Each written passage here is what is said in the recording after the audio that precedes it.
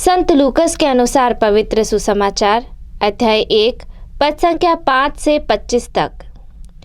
यहूदियों के राजा हेरोद के समय अबियस के दल का जकरिया नामक एक याजक था। उसकी पत्नी हारून वंश की थी और उसका नाम एलिजाबेत था। वे दोनों ईश्वर की दृष्टि में धार्मिक थे। वे प्रभु की सब आज्ञाओं और नियमों का निर्दोष अनुसरण करते थे।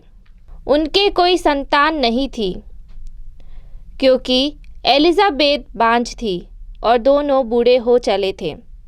जकरिया नियुक्ति के क्रम से अपने दल के साथ याजक का कार्य कर रहा था। किसी दिन याजकों की प्रथा के अनुसार उसके नाम चिट्ठी निकली कि वह प्रभु के मंदिर में प्रवेश कर धूप जलाए। धूप जलाने के समय सारी जनता बाहर प्रार्थना कर रही थी। उस समय प्रभु का दूत उसे धूप की वेदी की दाएं ओर दिखाई दिया।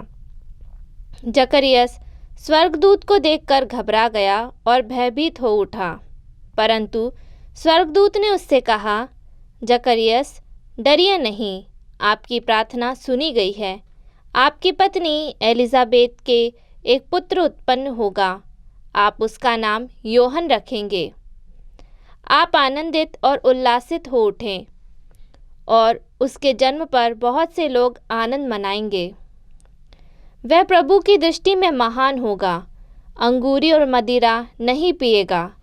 वह अपनी माता के गर्भ में ही पवित्र आत्मा से परिपूर्ण हो जाएगा और इज़राइल के बहुत से लोगों का मन उनके प्रभु ईश्वर की ओर अभिमुख करेगा। वह पिता और पुत्र का मेल कराने, स्वेच्छाचारियों को धर्मियों की सद्बुद्धि प्रदान करने और प्रभु के लिए एक सुयोग्य प्रजा तैयार करने के लिए एलियस के मनोभाव और सामर्थ्य से संपन्न प्रभु का अग्रदूत बनेगा। जकरिया ने स्वर्गदूत से कहा, इस पर मैं कैसे विश्वास करूं, क्योंकि मैं तो बूढ़ा हूं और मेरी पत्नी बूढ़ी हो चली है। स्वर्गदूत ने उसे उत्तर दिया, मैं गाब्रियल हूं, ईश्वर के सामने उपस्थित रहता हूं। मैं आपसे बातें करने और आपका यह शुभ समाचार सुनाने भेजा गया हूँ। देखिए, जिस दिन तक ये बातें पूरी नहीं होगी उस दिन तक आप मौन रहेंगे और बोल नहीं सकेंगे, क्योंकि आपने मेरी बातों पर जो अपने समय पर पूरी होगी विश्वास नहीं किया। जनता जकरिया की बाट जोह रही थी और आश्चर्य कर रही थी कि वह मंदिर में इतनी देर क्यों लगा रहा है। बाहर निकलने पर जब वह उनसे बोल नहीं सका तो वे समझ गए कि उसे मंदिर में कोई दिव्य दर्शन हुआ है। वह उनसे इशारा करता जाता था और गूंगा ही रह गया। अपनी सेवा के दिन पूरी हो जाने पर वह अपने घर चला गया। कुछ समय बाद उसकी पत्नी एलिजाबेत गर्भवती हो गई।